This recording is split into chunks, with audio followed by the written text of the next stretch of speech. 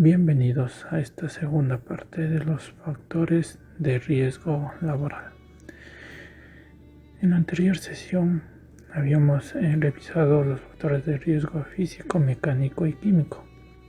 Vamos a continuar con los otros tres factores que son los biológicos, ergonómicos y psicosociales. Factores biológicos son aquellos que están constituidos por el conjunto de microorganismos, toxinas, secreciones biológicas, tejidos, órganos corporales humanos y animales presentes en ciertos ambientes laborales, que al entrar en contacto con el organismo pueden desencadenar en enfermedades infectocontagiosas, reacciones alérgicas, intoxicaciones o efectos negativos a la salud de los trabajadores. Por ejemplo, personal de salud o personal de laboratorio está expuesto a un riesgo biológico porque puede tener contacto directo o indirecto con fluidos corporales, que es uno de estos factores o que está dentro del conjunto de este tipo de factor de riesgo. Personas que trabajan en el campo, personas que hacen actividades de campo también están expuestos a factores de riesgo biológico, porque dependiendo de la ubicación, dependiendo de dónde estén trabajando, habrá distintos tipos de animales que se encuentran en el sector y que obviamente representan también un riesgo hacia la integridad de la persona.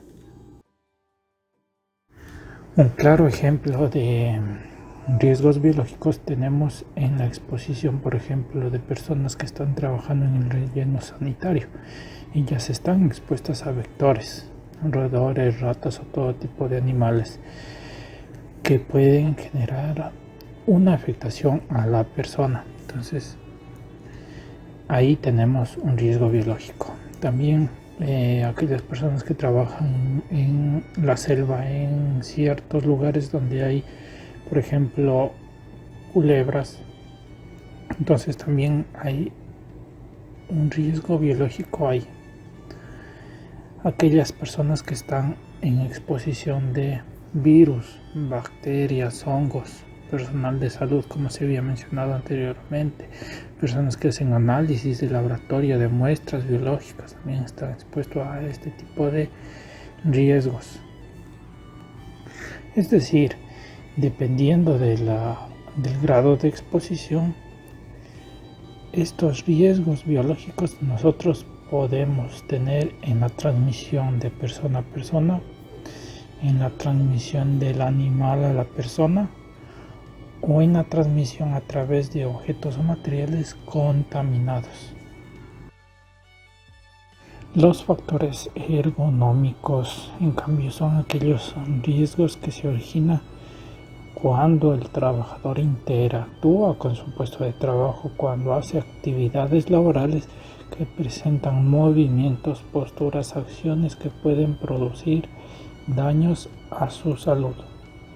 Es decir, todos los elementos del lugar que pueden causar un deterioro o generar lesiones.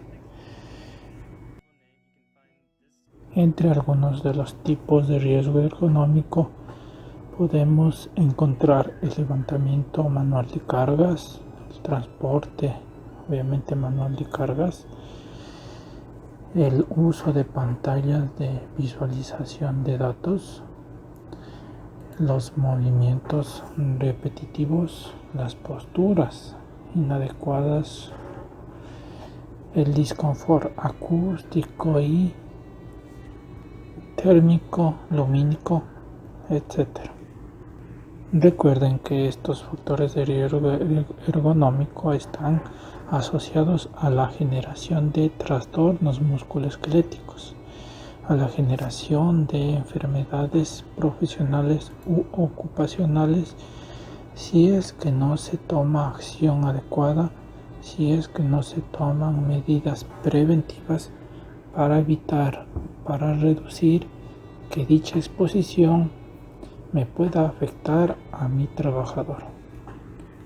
Es por esta razón que yo debo realizar mejoras técnicas en mis puestos de trabajo de tal manera que disminuya, se minimice la exposición a estos riesgos ergonómicos, como por ejemplo realizar una modificación del proceso actual, es decir, una mejor distribución de los equipos de la planta de las maquinarias de tal manera que exista o se genere un mejor ambiente de trabajo, adquisición de nueva maquinaria, modificación de la maquinaria actual o adicionar, complementar con elementos tecnológicos de última tecnología, o sea, actuales, de modo que se genere una mejora del proceso productivo y se reduzca la exposición a estos riesgos ergonómicos. Los factores de riesgo psicosociales, en cambio, se derivan de las deficiencias del diseño, de la organización, de la gestión del trabajo, así como de un escaso contexto social, y que generan resultados a nivel psicológico, físico y social negativos en el trabajador, que luego va a desembocar o desencadenar en un estrés laboral, en un agotamiento, en una depresión, en un burnout, etc. Entre los más comunes como riesgos psicosociales que vamos a encontrar en mi entorno, en mis áreas de trabajo, pues será el tema de turnos rotativos, cómo está distribuido el trabajo, cuál es la sobrecarga laboral que yo pueda tener, si es que existe unas relaciones interpersonales buenas o malas dentro de la organización, si es que existe alguna inestabilidad laboral que también me va a generar alguna afectación a nivel psicológico en el trabajador, si es que existe una falta de claridad de las funciones, es decir, una persona está en una posición pero no le definen bien cuáles van a ser sus funciones del cargo, si es que no existe una claridad de las actividades que él debe desarrollar, pues él va a sentirse un poco frustrado al no conocer claro o claramente cuál es su rol dentro de la empresa. Si es que existe una supervisión, pero esta supervisión no es adecuada, o si es que no existe un estilo de dirección adecuado, correcto, de tal modo que el trabajador sepa qué es lo que debe hacer y hacia dónde quiere llegar.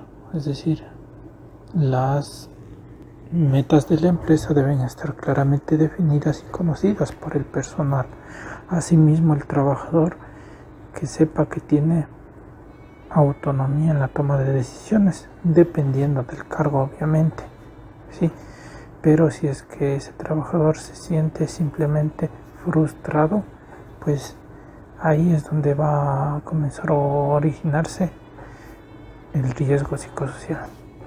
Para esto recuerden que dentro de nuestra legislación existe el programa de prevención de riesgos psicosociales, que es aplicable para empresas de más de 10 trabajadores y que incluso se generó un instrumento de evaluación, el cual es una referencia, no es una obligación que nosotros debemos aplicar, sino simplemente una referencia, al igual que las demás baterías, para medir el riesgo psicosocial, para conocer, para saber, para tratar de interpretar qué está pasando al interno de mi empresa. Con eso cerraríamos los factores de riesgo laboral a nivel general.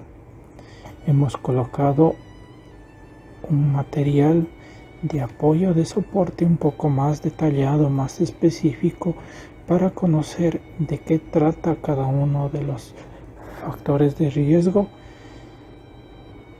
¿Qué pasa si es que yo estoy demasiadamente expuesto? ¿Qué me dice la normativa? ¿Cuáles son los límites permisibles? Etcétera. Entonces, ustedes deben revisar el material. Cualquier consulta o duda, pues nos la hacen por medio de la plataforma. Muchas gracias.